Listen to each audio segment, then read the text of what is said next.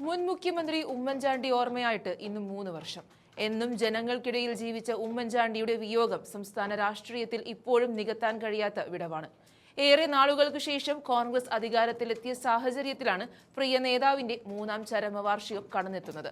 കോൺഗ്രസ് ഒന്നാകെ ഇന്ന് പുതുപ്പള്ളിയിൽ അണിനിരക്കും. അനുസ്മരണ സമ്മേളനത്തിൽ KC വേണുഗോപാൽ അടക്കം പങ്കെടുക്കും. അതേസമയം പുതുപ്പള്ളി കല്ലറയിലെത്തി അന്തിമോപചാരമർപ്പിച്ച് മുഖ്യമന്ത്രി VD സതീശൻ മടങ്ങുകയും ചെയ്യുന്നുണ്ട്. അനുസ്മരണ ചടങ്ങിൽ VD സതീശൻ പങ്കെടുക്കാത്തതിന് പല വ്യാഖ്യാനങ്ങളും നൽകുന്നുണ്ട്. പ്രത്യേകിച്ച് പുതിയ സാഹചര്യത്തിൽ VD സതീശനെതിരെ KC വേണുഗോപാൽ ക്യാമ്പ് സർവശക്തരായി നിലകൊള്ളുന്നുണ്ട്. അതിന്റെ പരിച്ഛേദമാണ് ഉമ്മൻചാണ്ടി അനുസ്മരണം എന്ന് കാണാൻ സാധിക്കും. ജയിച്ച് MLA ആയതിനു പിന്നാലെ മന്ത്രിസ്ഥാനം ആഗ്രഹിച്ചുവെങ്കിലും അത് ചാണ്ടിയുമ്മന് ലഭിച്ചില്ല. പലരുടെയും നോമിനികൾ മന്ത്രിക്കുപ്പായം അണിയുന്നത് കണ്ട് നോക്കി നിൽക്കാൻ മാത്രമാണ് ചാണ്ടിയുമ്മന് സാധിച്ചത്.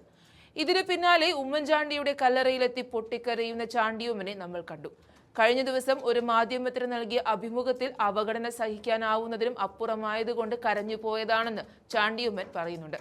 VD സതീശന്റെ ഇടപെടലാണ് മന്ത്രിക്കുപ്പായം നിഷേധിച്ചതെന്ന് ചാണ്ടിയുമ്മൻ വിശ്വസിക്കുന്നുണ്ട്.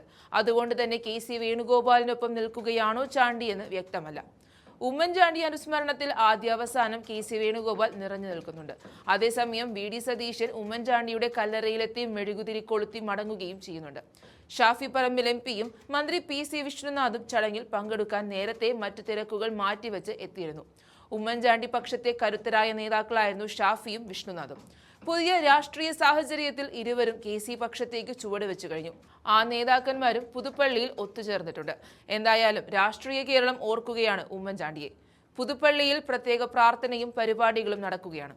ഉമ്മൻചാണ്ടിയുടെ കരസ്പർശം പതിഞ്ഞ ജീവകാരുണ്യ പ്രവർത്തനങ്ങളാണ് അദ്ദേഹത്തെ എന്നും അടയാളപ്പെടുത്തുന്നത്. രാഷ്ട്രീയ വിയോജിപ്പുകളും അഭിപ്രായ വ്യത്യാസങ്ങളുള്ളവരും വിമർശിക്കുന്നവരും ഉമ്മൻചാണ്ടി എന്ന മനുഷ്യനെ ഏറെ ബഹുമാനിച്ചിരുന്നു. അതായിരുന്നു തിരുവനന്തപുരത്ത് നിന്നും പുതുപ്പള്ളിയിലേക്കുള്ള വിലാപയാത്രയിൽ കേരളം കണ്ടത്. അന്ന് ഉമ്മൻചാണ്ടിയോടുള്ള ജനങ്ങളുടെ സ്നേഹം മുന്നിൽ നിന്നപ്പോൾ രാഷ്ട്രീയം പിന്നിലായി. 3ാം ചരമദിനം ആചരിക്കുമ്പോൾ കേരളത്തിന്റെ രാഷ്ട്രീയ പശ്ചാത്തലമാകെ മാറിയിട്ടുണ്ട്. 10 വർഷത്തെ ഇടത് ഭരണം അവസാനിച്ച് UDF അധികാരത്തിലെത്തി. ഉമ്മൻചാണ്ടിക്ക് ശേഷം ഒരു കോൺഗ്രസുകാരൻ സംസ്ഥാന മുഖ്യമന്ത്രിയായി. ആഘോഷത്തിന്റെയും ആഹ്ലാദത്തിന്റെയും ഇടയിലും സാധാരണ കോൺഗ്രസ് പ്രവർത്തകരുടെ സങ്കടമാണ് ഉമ്മൻചാണ്ടിയില്ലാത്ത കാലം. KSU യൂണിറ്റ് കമ്മിറ്റി ഭാരവാഹി മുതൽ മുതിർന്ന നേതാക്കളുടെ അഭിപ്രായങ്ങൾ വരെ കേൾക്കുന്നതായിരുന്നു ഉമ്മൻചാണ്ടിയുടെ രാഷ്ട്രീയ ശൈലി.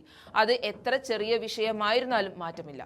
സാമുദായിക സംഘടനകളെ കൈകാര്യം ചെയ്യുന്നതിലെ സോഷ്യൽ എഞ്ചിനീയറിംഗും ഉമ്മൻചാണ്ടിയോളം മറ്റൊരാൾക്കും ഉണ്ടായിരുന്നില്ല എന്ന സത്യം ഈ സാഹചര്യത്തിൽ കോൺഗ്രസ് തിരിച്ചറിയുന്നുണ്ട്.